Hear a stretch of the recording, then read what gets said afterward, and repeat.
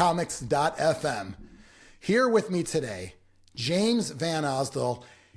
You know, James, this is a big deal for me.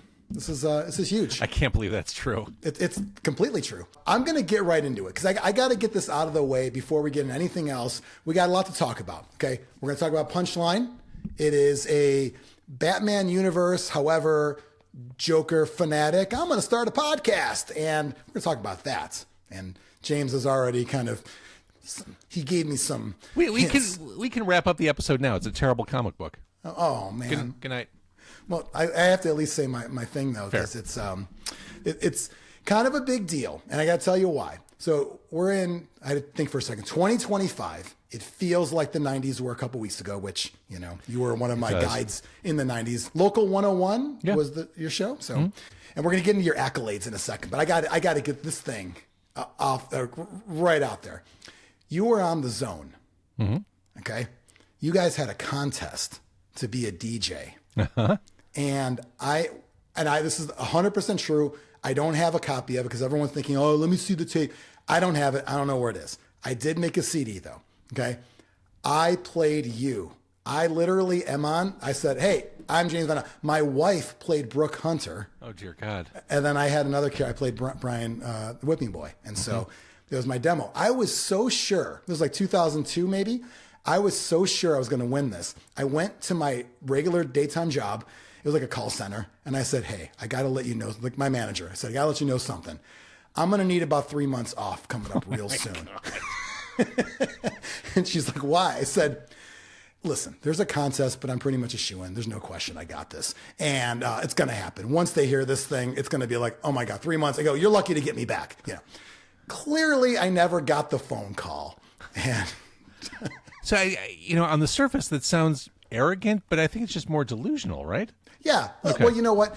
Radio people have a little from column A or a little from column B. Sure. And that's what makes us who we are. You got to be a little delusional to think anybody wants to hear anything you have to say. I've never believed that.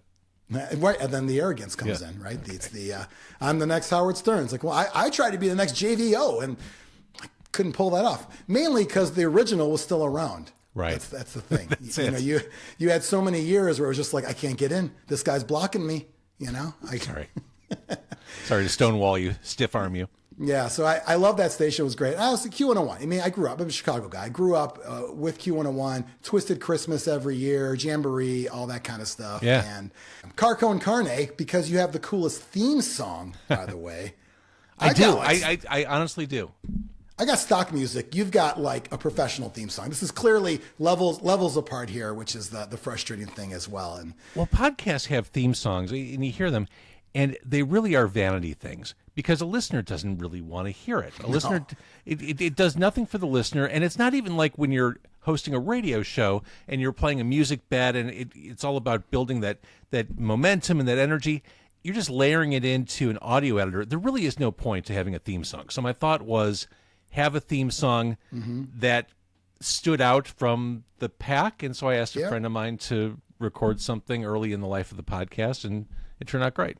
It sounds awesome. You're right. People want to get to the action. Okay? They don't care. They don't. We're in an era where we don't want the foreplay. We can't deal with that. I don't want to listen to that stuff. And if you look at, I study podcast metrics obsessively and I've been podcasting since like 2006. People fall off, listeners fall off after about 5 minutes. Yeah. You have less than that to keep them interested. So when you dick around with a crazy theme song or some sort of, fair use thing that people don't care. They don't want to hear it. Just get right to it. We're already wasting time. We've already lost audience. Right. When it's 30 seconds and it's like, oh my God, dude, I don't want to hear your playlist. Come on, man. So James, you've got a long history in Chicago media. From Q101 and the Zone. And it's something that I always thought it was cool that you always hung on to the local factor. Yeah. You do it now with your podcast. By the way, you're over 1,000 episodes, right? I am. 1,033 as of today or something like that. Yeah. That's awesome. Is there a 666 episode or no? There is not. Okay. Who are you saving that for? Ozzy? Are you seriously asking this because you haven't heard me say this? I've heard you say it. Okay. So, no, I'm leaving it open. It seemed like a waste to just give 666 to a random independent local band or artist. I'm holding it for either Alice Cooper, Rob Zombie, or John Carpenter. So it's a ceremonial position. It seems wrong to give it to anyone else. So I went right from 665 to 667. Yeah, it went from like the old neighbor of the beast versus number of the beast. Exactly. And it's a highly coveted spot. And it is. I hope one of them steps up to the plate at this point. Good luck, but yes, I believe me, I've tried all of them. Are they all aware of the show? No, I mean, because as you know, I mean, not to take us too far afield, but booking guests is the hardest part of doing a podcast. I truly believe that. Coordinating schedules, the outreach, the cold call / emails. Yep. When you talk about people at that level, the level of a John Carpenter or a Rob Zombie, there are layers of people you have to go through to even reach those people. I can barely get off the starting block with any of them, so there is no chance that Alice Cooper or Rob Zombie would even ever be aware of any podcast, let alone mine. I don't know. I think well, my guess would be, of those three, Alice would be most likely because of his radio tie-ins to things. Sure. You just have to figure out how to get to him. Yeah. I worked at, when I was at the Fox, I was in Crystal Lake and gone now, unfortunately. We did a contest to give away some of Alice's stuff, and we expected him to send us DVDs and CDs. He didn't send us any of that. He sent us a box with a dirty old visor, and it was his golf visor. That's amazing. And it was like gross, like sweat, like baked in there. Awesome. And it was awesome because the listeners went nuts. Yeah, it has his DNA. That's collectible. Yeah. You can make your own Alice Cooper. It's the home version of it.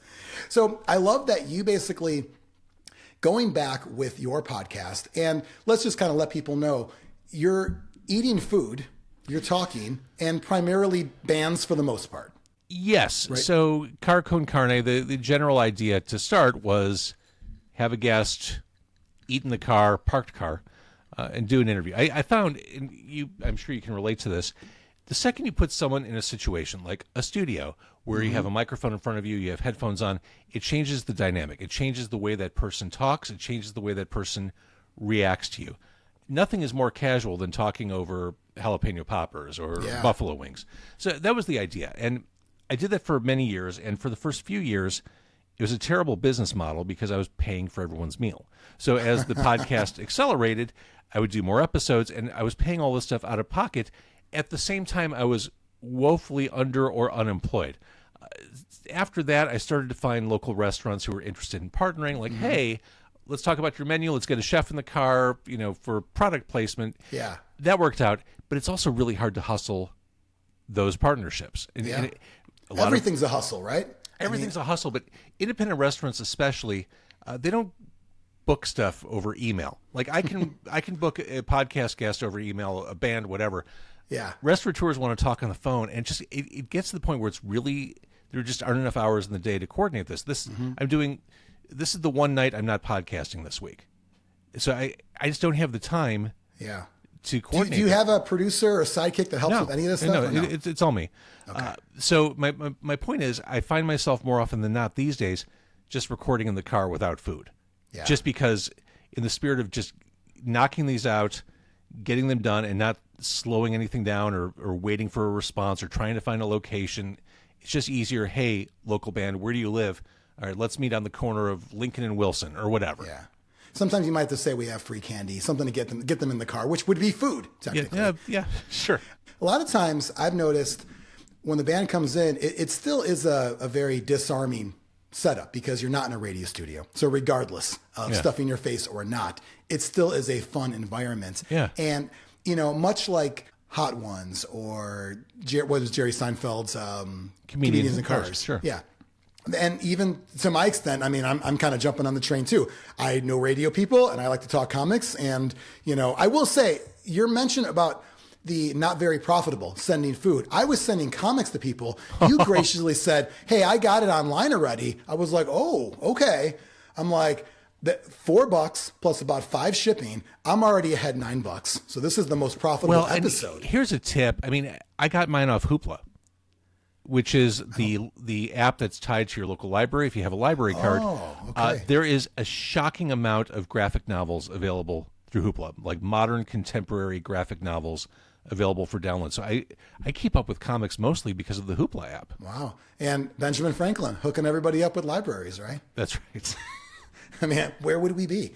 I think it's great. I collect some, not like I used to. I think you and I talked about Overstreet and the app and that kind of stuff before. And I don't collect like I used to. I don't really fish for back issues. I know you like to kind of fill your collection, right, with back issues. I do, and I took some time off. I mean, being a parent slowed down my enthusiasm for going to my local comic shop and filling those holes. Now that I've spent more time kind of inventorying my comics and using the Overstreet app, I am kind of anxious to fill some of those runs, but it's not an obsessive quest. It's not something I spend my weekends doing. It's just more of a casual thing at this point. Yeah, and it's something that with the app too, it makes it pretty easy to see what you've got. I like it because I've started collecting slabs. Nothing super valuable. It's not like, I'm going to retire on this stuff. I've got like one valuable comic. It's New Mutants 98 Deadpool, which I bought before Deadpool became popular. So thankfully that one's the only one. But all the rest of them are just covers I like. I literally just, if it's a character and a cover that I like, an artist I like, Lee Bermejo, all of his Batman covers are like my favorites. So I buy that, and then I'll either buy it slab or I'll pay to have it done, CGC or PGX or something, and it's just for me. That's all. And I'm moving right now, so nothing's displayed. However, I do have a Punchline comic slab, so I'll make sure to send you a picture once I get it all set up, because I know you're a big fan, and I want to make sure you get the full experience. Great. So this one, by the way, so James Tynion IV done a lot of comics modern day. I overall like his work. And it's also with Sam Johns as well. They both wrote this together. I feel like James had a lot of hand in this because it's a lot of long dialogue, especially, literally it's the character Punchline doing a podcast. So I can't. You are pointing to the 2 pages that almost prevented me from going any further with the book. Because of this. I mean, the first thing I thought, when you go back and read all those early Silver Age Marvel comics that Stan Lee wrote, it's all dialogue. It's all exposition. It's like 15 panels with tons of words. I'm like, I feel like I'm reading a 1964 Doctor Strange book or something because it's just too much. It can be a lot. And my one beef in general with a lot of dialogue, it sometimes makes me not remember to pay as close attention to the art either. I want to have that nice kind of balance between the two. 2 episodes ago, I talked to my friend Ryan about Department of Truth, one of my current favorites, definitely not superhero, more conspiracy theory. And that's got like the perfect blend of everything because the art draws you in just as much as the words. This one could have been a novel or a novella, if you will. I will. You will. The reason I picked this for you, you could probably guess, but you are a podcast aficionado. 2006, you said. I did my first one in 2009. I thought I was old school. You got me beat before I even had an iPod or Zoom or Zune, whatever I had back then. I don't even know what I had back then. But my first podcast was in 2006. It was a comic book interview podcast that I did with Q101. Oh, awesome. Were you talking to artists? Yeah. Okay. So I had like Alex Ross and artists and writers. Like guys like Tim Seeley and Darwin Cook and That's awesome. Were they calling into the studio then? I did a few in the studio and then I did a bunch. I recorded phone calls. Oh, okay. That's awesome. I think it's something that, radio, not to get too far away, but radio is now finally saying, hey, let's get our DJs to do podcasts and not pay them anything. And it's like, well, you guys are like 20 years too late. So yeah, that's, I worked in radio most recently about 4 years ago. And that was certainly, let's get our jocks to do podcasts. But it's a lot of time and investment, as you know. And when you inevitably get fired from that job, as everyone does, you don't own any of it and you have to start over. There's no incentive. Unless there's money, there's no incentive for a disc jockey to start a podcast on behalf of Cumulus, iHeartRadio, etc. I would say that recently, so I left I had a full-time job at Cumulus as digital sales manager. I just recently left that. I'm moving to Florida next month for a new job, new digital marketing job, but I'm keeping my radio gig with KKFM. When I was full-time in Colorado Springs at that station, I had a podcast called KKFM After Hours, and it was basically the long version of interviews. So, 2 minutes of Dee Snider on the air and 20 minutes on the podcast. The typical, what I call the typical radio podcast, which is what it is. And then on my last day, I deleted everything because I was that guy. I was leaving of my own free will, and I still select all delete. And then recycled it, of course. And then I came back as a part-time basis, and I was like, oh, I wish I had that podcast. It didn't matter, though, because to your point, it was a lot of work anyways. It was, well, they're letting me talk to this person, so I want to capture that. Well, if I'm going to capture it, I'll just do it on my own anyway. Yeah. Why would I put it on their network for any of that? So yeah, it's obviously much better to handle that yourself. And of course you can then take it with you. You own it. Yeah. There's no point in developing a brand, developing a show name, and then surrendering it after 1 to 2 years. Right. And then starting from scratch and having to rebuild an audience. Yeah. It just doesn't make any sense. We had a couple of guys that I was working with, and we brought it up. We said, if anyone wants to do a show, we paid them for 3 months while we took those 3 months to get it sponsored. And we said, if we could get a client to spend whatever, $1,000 a month, whatever, we'll give you guys a few hundred. And you don't have to keep doing it though. If you don't, but we basically came to the agreement. I got my GM to agree to pay it forward and say, we'll pay you three months worth. I mean, not a lot. It ain't, Yeah, but that's nice. It was something. Yeah. And some got sponsored, but then the sponsor didn't last. But with all that said, yeah, there's no need to attach your brand to that. We've given enough blood, sweat, and tears to all of them. However, when Alexis K decides to start a podcast, why does she start a podcast? Well, she's got a thing for the Joker. I mean, James, don't you have a thing for the Joker? We all do. I do. We all do. Now, here's the thing. I've fallen off my contemporary comics reading over the past 10 years. I think New 52 effectively killed any enthusiasm I had for comics for a very long time. So over the past several years, I've watched kind of from afar the Batman family explode and the Green Lanterns explode and the Flash family. Like everyone seems like a variation of the same character. Help me out here. And I read Punchline 1 as you recommended. Okay. Are they basically trying to provide, I'm asking because I truly don't know, are they trying to provide an alternative to Harley Quinn now that she's kind of an anti-hero and more of a mainstream type character? Sort of. So they've got, Punchline, and then there's another character, Miracle Molly recently came out. They're basically, I don't know if it's alternative to Harley Quinn, except just more of that. Because right, well, there's a panel in this book that is a direct swipe from Mad Love. The cover of Mad Love, the Alex Ross thing. Yeah, well, there's a little bit of homage, I think. I mean, I think the concept is we know that Harley Quinn has her own, basically fandom that's exploded, since whatever, early 90s, I think was her first appearance. Yeah. And so now with the TV show and all of that, I just think it's everybody wants more. And there's a little bit of that. Well, if we modernize it, this is the first time I've ever seen a superhero book take like a podcast as I just want to call it like a MacGuffin in a movie, where it's like, well, we need a thing to center around the character. We can't just have her be obsessed with the Joker because Harley already did that. Yeah. And there was a whole great backstory with all of it as well. Let's just make her a student, and she was there when some stuff went down, and she's like, I like this guy. There's a panel in here. I showed you the one that you saw the text that scared you off from it all. And I don't know if did the online one have a Snickers ad in there on the online one or no? I don't think so. This was like, I reread this today because I wanted to be fresh. I got to study for these podcasts. And I'm thinking here, I'm like, what's going on here with like, we're in the water and there's Snickers. Like, oh, it's an ad. Oh my God. Like it totally took me out of it for a moment. Side note, speaking of taking me out of it, and I don't know if the online one had this one either, probably not. A little sign of the times, be a superhero, wear a mask. Definitely not. I'm like, oh, it's a COVID comic. I completely forgot when I bought this. Yeah. And like, it's kind of a little weird, almost like comics of the old days with propaganda and whatnot that are like, hey kids, you want to be super, you want to be one of us, better put that mask on. That's wild.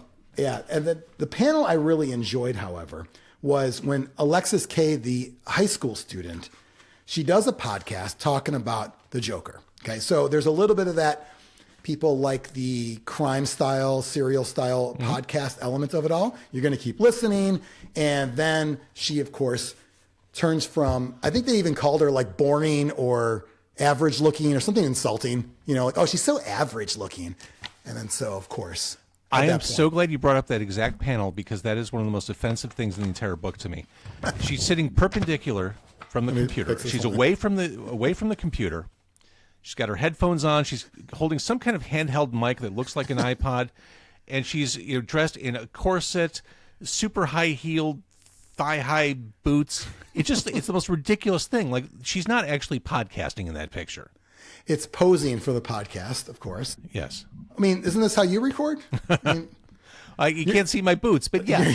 You're not normally a legs crossed guy, but otherwise it's pretty on point. That's right. I think. It was so ludicrous. And, full disclosure, I don't like the art at all. That kind of borderline manga look doesn't do it for me. It's not my favorite style either. I would agree with that. I picked the book because of the podcast theme. And I also know, I know like from some of your posts online, Facebook and whatnot, you've mentioned Batman and that kind of universe. So I know you're also kind of into, even if you haven't kept up per se, but you've made enough of a Batman level of post. So I'm like, all right, well, this might be, I had no idea that before we even started, you're like, I hate it. I'm like, oh, like, save it for the show, man, because I still want to like you, No, I realize it's more interesting if I hate it than if I love it. But at many firsts, I mentioned on email, first guest that I haven't, met you in person yet. Whoa, give me a thumbs up. That's pretty crazy. Did you get one?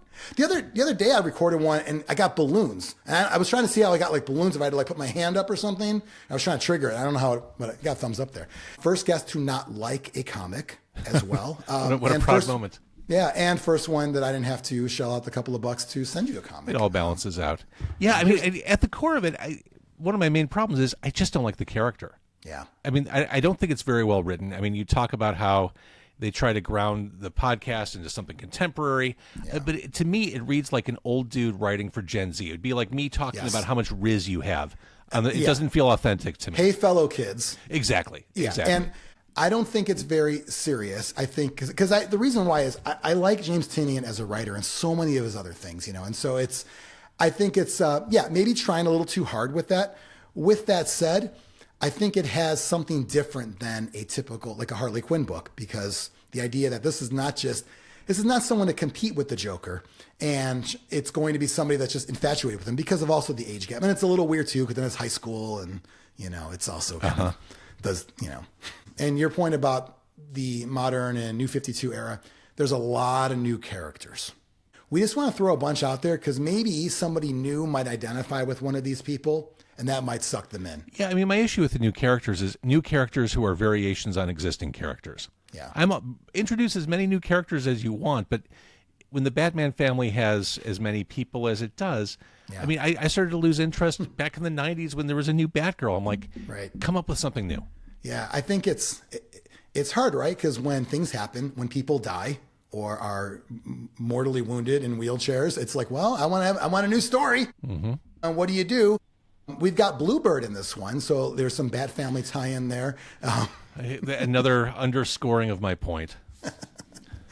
The appealing to Gen Z, there's a lot of that. The online chat.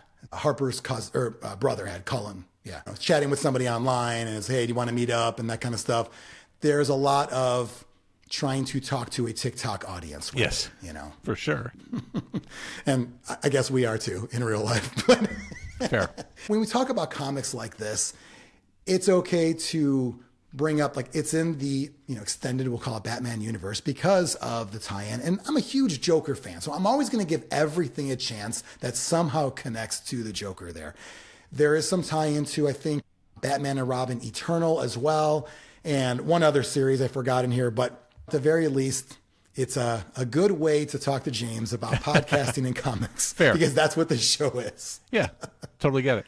I think my favorite panel is your least favorite panel. Did you have a favorite panel in the book? It's fun. I knew you were going to ask me this, and I had to think about it. And I would say of all the panels that I didn't enjoy, the best is very early on in the book, walking into the studio, and you first see the Joker, and he's sitting on a news desk. He's surrounded by corpses and clowns with guns. Oops, did I get in the right one? Yeah, that's the right one. Yeah, that's it. That to me is the Joker. Like, that is very, very true to the character. It's insanity. It's violent and macabre. It was perfect. It's violent. It's pure chaos. It's very Joker, and that's what you need. And I will say, opening the book with that, Because you got to also show why she got infatuated with him. She's on a school field trip or whatever to a TV station. So, I'm thinking about, I went on a lot of field trips. And if I ran into the Joker, if I went to the Museum of Science and Industry and I ran into the Joker there, I don't know. I wouldn't have known what a podcast was back then. We didn't have those back then. But I would have definitely tried to audition for the Zone back then. That would be a promise. Right. Yeah, I'm glad we had a chance to talk about this one because it's something that it was fun for me, but at the very least, it's like, wow, I can't believe there's a comic that has a podcast as like the whole basis of it all. So I knew before you even agreed to this, I was like, I have like a little like notebook, all my secret notes here. Ooh. And I already had it written like James VanOsdol Punchline. Whether you like it or not, that's what we're talking about because it's a podcast. Yeah.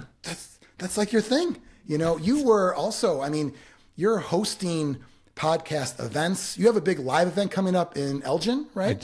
South Elgin, yes. South Elgin. Yeah, I started doing live events last year for my 1000th episode. I did a few across the city and suburbs, bands, stand-up comedians, etc. And I enjoy doing that. They're hard to put together, but they're a lot of fun. And, it really... it's the best of both worlds. You get to do something fun in front of an audience, and then you get to capture it and release it later as a podcast. Like you get to preserve it forever, and it's really cool. So it's the first time the place I'm doing this at, Legit Dogs in South Elgin, first time they've ever done anything like this. Could be a shit show, could be great, but who knows? I like the chaos. Well, live podcasts are usually the audio's not great. Like the bar is low for live podcasts. That is very true. And so you as a longtime radio guy, and I'm sure you did a lot of remotes back in the day. Sure. And you were specialized, so to speak, in setting up live events and the show must go on and we're going to get through it. And a lot of people that do podcasts don't have that. That is true. I think it's actually going to turn out better than you think because you're going to have an innate ability to make sure this is going to sound good. Yeah. And because I'm not on the air, this isn't live on the radio. Like if stuff goes south, okay. Right. Like it's fine. And you know what? That'll be what, episode 1040? Well, then you know what comes next? 1041. Exactly. And it's already in the past and it's all good. I know. It really will be fun. I've got cool bands, cool guests. It's going to be a good time. That's great. I don't know that. Are they new? And I haven't been in the Chicago area in a while, but are they a newer restaurant or bar? Or? They used to exist in downtown Elgin, and they're kind of a skater punk themed restaurant that serves just obnoxiously huge hot dogs. It's like gourmet hot dogs. So you've got a hot dog slathered in mac and cheese or whatever. You know what I'm describing. It's going to be basically it's a Kuma's Corner concept. Exactly. Heavy metal. Exactly. But yeah, it's taking hot dogs and making them just outrageous, and it's a fun place. The new facility just had their grand opening last week. Smoking Popes headlined that, and oh wow, okay. Yeah, it's a good fit for the podcast, is what I'm saying. Yeah, great fit for the podcast, and also, something cool out in the suburbs is nice to see because a lot of times. I think you made a joke on one of your episodes about taking a flight, chartering a flight out there or whatever. It was like, I was recording right by Wrigley Field, and I was thinking, okay, if I were by Southport and Addison, South Elgin would seem a little daunting. Yeah, well, there's already a built-in, me growing up as a suburbanite kid, there's already a built-in, people from the city don't want to go to the suburbs. This doesn't normally happen. And so you got to kind of make it a little fun and kind of throw something out there. Well, one of the many things I learned working in Chicago music radio, the audience, there's a vanity that tells you that the audience is in the city and they're cool and they're hip, but the majority of the audience lives in the burbs and the exurbs. Like, go where the people are. Yeah, do cool shit in the city, but do not neglect the suburbs because that's where people are. And obviously, it sounds like a great place to be able to give you the venue to do it. They want to do something outside the box. Like you said about hustling for guests and advertisers. Who wants to do anything different? Nobody wants to go outside the box. Absolutely true. I want to check that place out. There's also, isn't there like a deli out that way that's also kind of like Rockstar kind of? Yeah, kind of. The place you're thinking of has new ownership now, and I haven't been back, but okay. Back in the day, I had my own sandwich there. Oh. Anyway, I think I know the place. Yeah. McHenry? Yeah. Okay, got it. Well, new owners, right? I was talking to my brother today about, he's like, ever since Dick Portillo sold Portillo's, like, all right, Old man rant begins. For sure. It's kind of nice when there are opportunities out there for you to do that. And you've had over 1,000 episodes. I mean, some of them you got through COVID, right? You were doing episodes. That certainly accelerated my episode count because when COVID hit, like that night, because I do a podcast in my car, I thought, well, if this quarantine thing lasts for a while, it'll kill whatever momentum and goodwill I have behind the podcast. I need to keep it going somehow. And so I signed up for Zoom that night, and then I went nightly. So for a year and a half plus, I did nightly podcasts. Yeah. Oh, every night? Every night. Wow. Kind of cool. I mean, had to keep it going.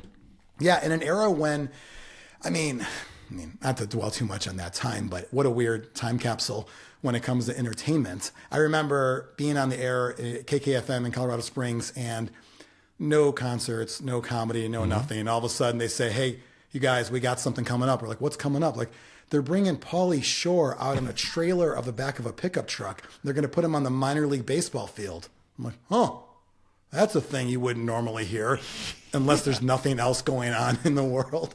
My God. And it was not a good interview, by the way. I'll tell you that much. I don't think it ever even made the air because it was, if I remember correctly, he didn't want to use Zoom and he wanted to call studio. I said, well, I'm not in the studio. I'm doing my show from home. I think it was phone to microphone, like one of these like phone held up to microphone. Perfect. Sounded as bad as the content was. So it was kind of like, you know.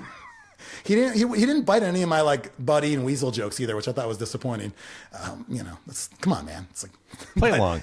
Play along. Come on. I'll tell you though that during that time, because when I look back, I was like flipping through some of your old episodes just to kind of like get a feel for what those early ones were, because I was probably turned on to it after COVID. Okay. And looking back, then I'm thinking like, wow, it's like, so like I rewatched the one you had with Jerry Bryant because I love JBTV. I worked there for a year back in the day. And it was like, okay, like this is like, you know, not only a place to discover new bands, but like I haven't heard of The Fact. You had The Facts on the other day. I didn't know them before. I've heard the name, but I didn't hear their music. I'm like, well, I'm going to look it up. Facts, I mean, for perspective, Facts is this very minimal post-punk band from Chicago. They put out a new album every year. They record their albums live to tape in the studio. It's not tracked. They just perform old school, like the Four Tops are in the studio and they're just going to go live right to tape. Which nobody does. Nobody does that. Nobody does. So they're really cool. They sound amazing. What was especially interesting, I think, about this most recent album is it is literally the last thing that legendary producer Steve Albini recorded before he died. He literally recorded with them and then I think that night or the following morning passed away. So this record is it really is the last thing Steve Albini did. Yeah. And it's something that, you know, I mean, not that anybody asked for that kind of like claim to fame on that album, but it happened. So it is what it is. And so why not? And you know what? I checked them out. I didn't know of them before. I'm like, this is pretty cool. The thing about podcasting, and forgive me if I'm taking you too far in a different direction, but it's okay. I found, you know, we're talking about disc jockeys creating podcasts for radio stations and starting stuff from scratch. I really believe, and I've hinged my entire podcast on this, I really believe that for a podcast to be successful against every other of the zillion podcasts that are out there, the way to success is being hyper-local. I think it's true for radio, but I think it's also true for podcasts. I think it is untapped. I think people go into podcasting thinking big, thinking broad. Yeah. But there's, it's that long tail approach, like that small group of highly interested people in your backyard. Talk to them. Yeah. Because no one else is, and certainly media is not. No. And I mean, local newspapers are all stringers and syndicated content. Respectfully, a lot of radio is right now. I mean, right now, if you fire up a podcast, you're pissing in the ocean. Yes. There's probably a million. I mean, at this point, it wasn't like 2006 or even 2009. And it's like, well, there's so much out there. I helped a buddy of mine. He wanted to do I'm going to do a movie show. I'm like, well, what's your hook? He's like, what do you mean? I'm like, I want to talk about movies. I'm like, dude, like, come on, man. And this is why podcasts, a lot of them don't make it a full year because there's an idea that is half-baked or has been done a million times over, and people will start getting into it and realize, oh, my God, I've got 30 people listening to each episode, and I'm spending 4 hours a week editing it. What am I doing? Yeah, well, and it's the realization of there's others doing it better. So where's my place in this? And I told this guy, I said, so what's your hook? He's like, well, I love movies. I said, okay, I'm going to tell you what I know about you. His name's Jacob Beals. He was actually on comics.fm, extra plug there.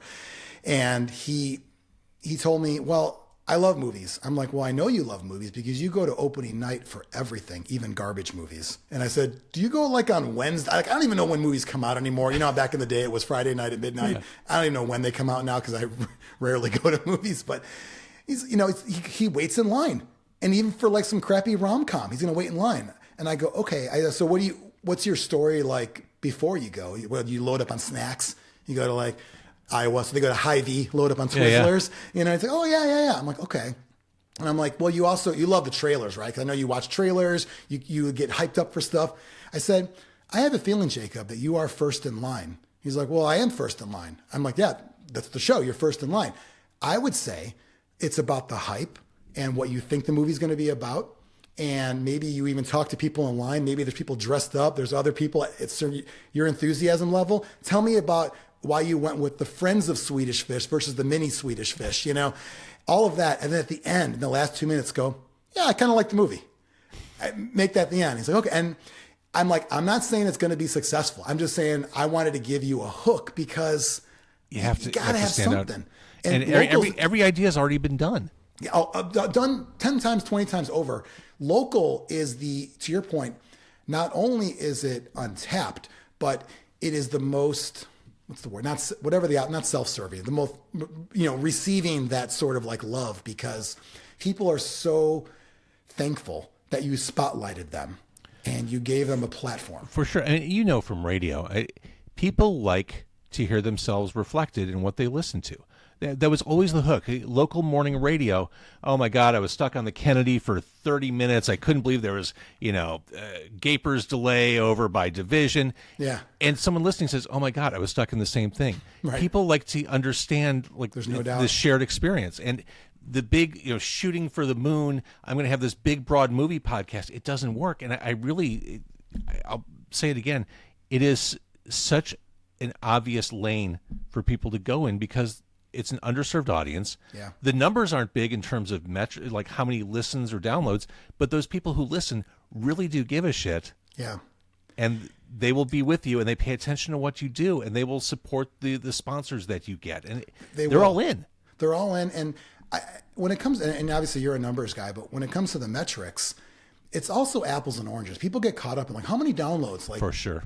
Guys, it's like football and baseball stats. You know what I mean? We're like, you can't compare home runs and it's just totally different because there's a level, like you said, the buy-in of local, it's not about how many mentions. It's more about, frankly, influence in a time when everyone could be an influencer. Well, the people that are actually doing something to influence a community, whether it's a local community or just a shared kind of passion, that's the people making an impact. And you've got the built-in clout of being the local music guy already. So it was a good head start that you definitely hey, I got this thing. I'm known for this. Because I remember on your episode when you talked to James Kurtzel at Q101, the program director, I think you mentioned to him that you were going to drop the local thing back in the day and someone convinced you to keep it and keep it as your thing, right? Some of the best career advice I ever got. So for context, for those who aren't in the Chicago area, I worked for Q101, which was and is, again, the alternative station in Chicago. I did nights, 7 to midnight,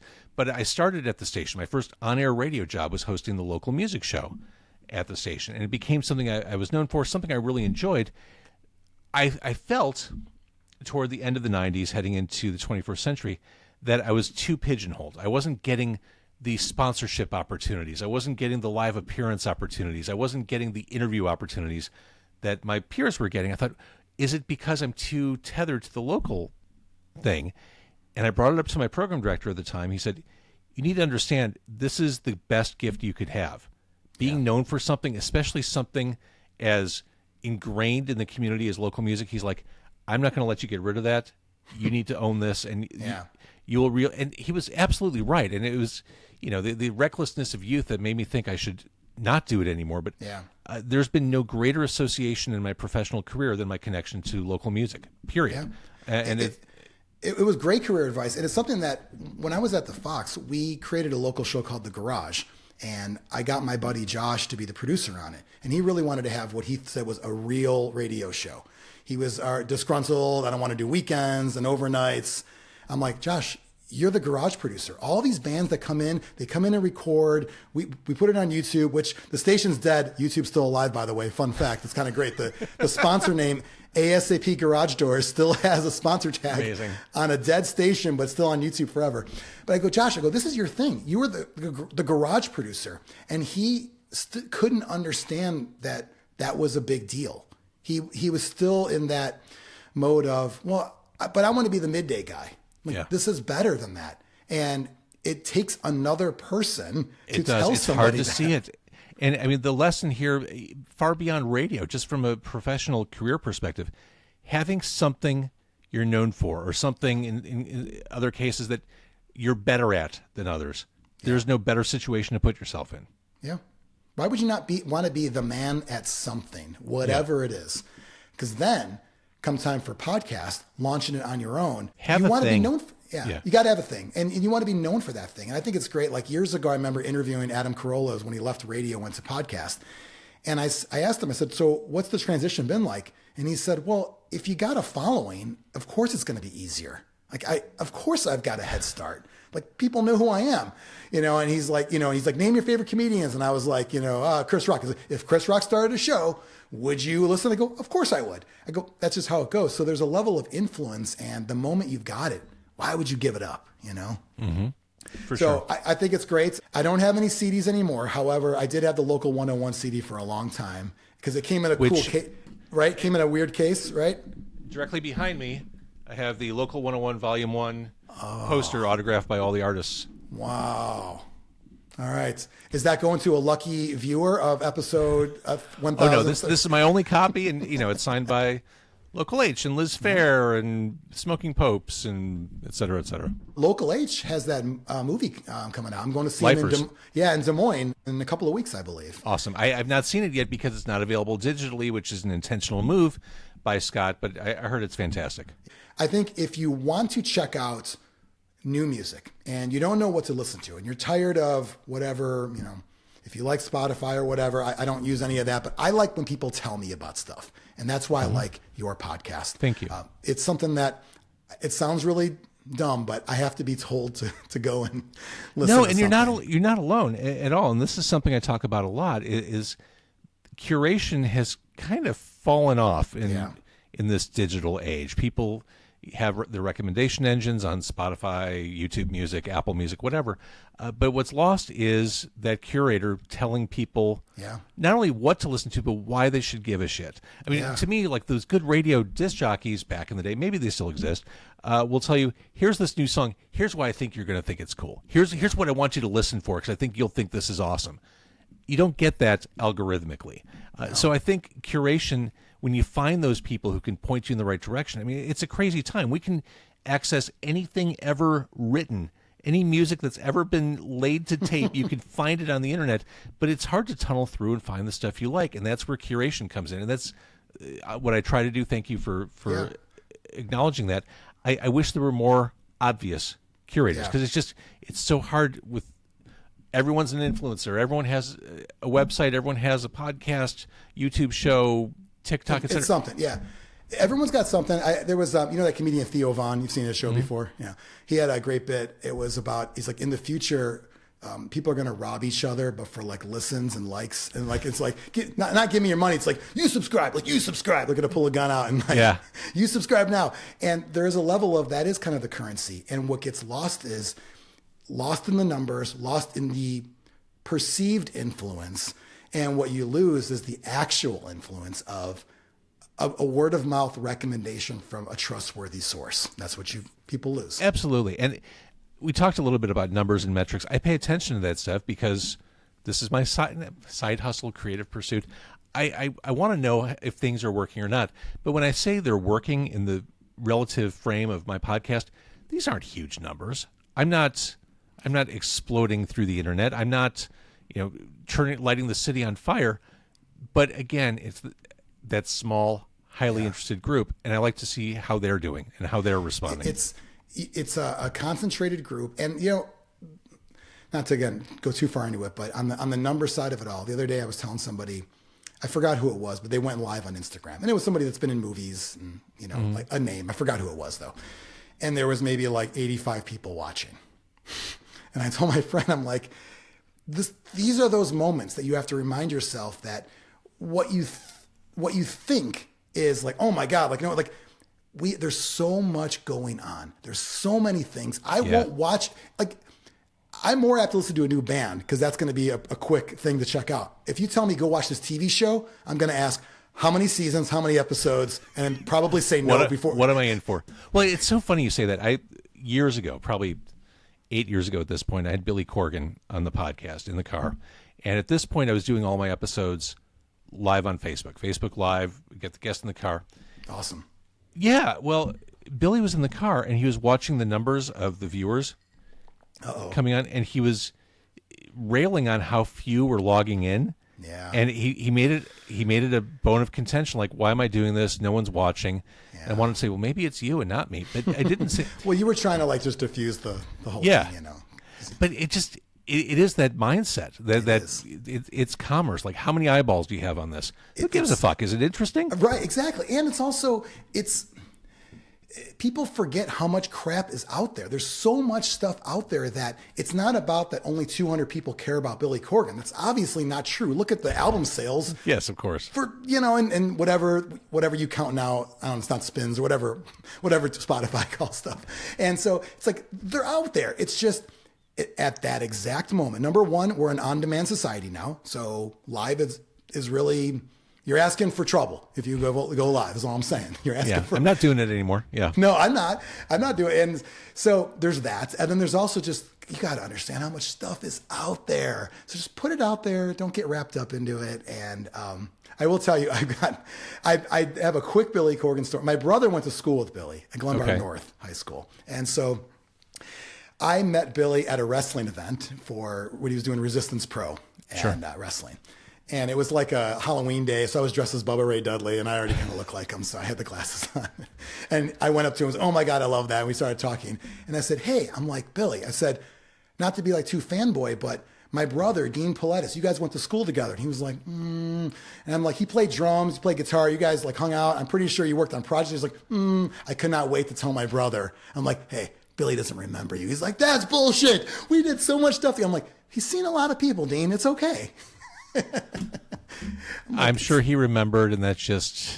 It was one of those where it probably was just a name thing too. Like if he saw him, but it was just one of those funny moments where, Billy was super nice. It was just more of it was a jokey kind of thing. Like, no. And I'm like, I can't wait to tell him you don't remember him, more of a brother, giving crap thing. But it was something, to your point though, those are things where, even on that note, that was a wrestling show. There was 200 people there and nobody was really talking to him. Why? Because they were there to see guys in tights throw each other outside the ring. I had the same experience. I went to one of his NWA events in Highland Park maybe 1 or 2 years ago. Small VFW-sized room, maybe 100 people, and he's just right there, and no one's talking to him before the show. And And I always wonder, is it a respect thing? Like, I think that's definitely part of it. He's running the show. Yeah, I think that's definitely part of it. And at this point, we all know Billy loves wrestling, so let him do his thing. Absolutely. So awesome. Well, I had no idea we were going to talk wrestling. That's always a bonus on any episode of anything I get into. James, I do owe you a sticker, though, because I couldn't send you a comic. And I know you don't even want this. In fact, maybe I'll give your copy to a listener. I think you should. Yeah, we'll do a little contest as well. But I will definitely send you your sticker there. If you want to get stickers or a mug or I got a Comics FM shirt, check out literally comics.fm. That actually works. I'm going to give my wife crap on this show. Today she went to comics.fm.com. And I said, there's no .com. I said, Heather, do you know how much I paid to get a .fm domain? It was a lot. It was like more than I even wanted to admit, like $180. Wow. Because I wanted the comics.fm. Wait. Is that a one-time thing or do you have to renew it annually? I hope it's not that much every year, but it probably will be. Because I know I renew my .com every year. .coms are at this point, you can get them for the normal. If you buy them fresh, they're like $12. If you renew them, they're like $24. And this was, I really wanted the .fm to kind of insinuate the built-in radio. Yeah, no. It's a great domain. It's thanks, man. It's funny, though, I have to now explain to people that you can actually type in comics.fm in the address bar instead of just searching for it. I mean, it's fine, search for it, but it's just one of those moments where I know, and it's like, I paid 10 times the amount for that domain to explain how it works. But that's all right. I love the idea of it. So For sure. James, where can people find all of your stuff? Obviously, Car Con Carne is an amazing show, video as well as typical audio podcast, correct? It is, and it's something I realized probably late in the game, comparatively speaking, but probably 7 or so years ago, maybe 8, I started doing video versions of the podcast. Yeah. And I mean, you see all the research and all the studies that I do. That is where podcasts are heading. People can't be. People don't. I mean, habits are changed. People don't. We fought the video for so long, right? Yeah. We as audio people, we fought against it for so long. I've done other podcasts for years, and I've just eventually said, you know what? When I launch a new thing, I got to do video and audio as well, because I know people do like. Sure. I like Apple Podcasts, and I have, when I'm driving, I like that. However, it's just the way it is. They want to see us. I don't know why they want to see us, but they want to see us. Oh, I get it. And I'll play along, meet the people where they are. So yeah. I am on YouTube as Car Con Carne. The website's carconcarne.com. Each episode post includes the video version and the audio version. And of course, you can subscribe to the audio versions and all the typical platforms. But carconcarne.com is a good enough place to start. Yep. Everything is on there as well. And it's something that the ability to see a band you either already like or you want to know about. And sometimes there's stuff in their face. Other times you've got a microphone in their face, whatever it is. The audio still sounds great. So you pull it off in your car very well. Thank you. And it's not always bands. I mean, it's a sweet spot for me, and it's easy for me to do bands. But I do like having other interesting people as well. Lately, that hasn't been the norm. But I'll have authors and comics and, whomever. But Alex Ross did the podcast. That's right. Which, I mean, that's a huge get right there. That's amazing. And then your live show, just live show date TBD, but I'm doing this monthly at Legit Dogs Nice. So May and June, I'll be doing live shows. So I mean, on carconcarne.com, I guess you could keep up with that.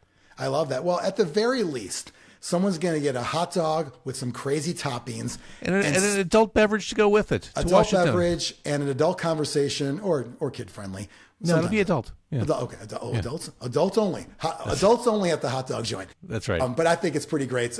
James VanOsdol, thank you so much for being on comics.fm. My pleasure. Thank you.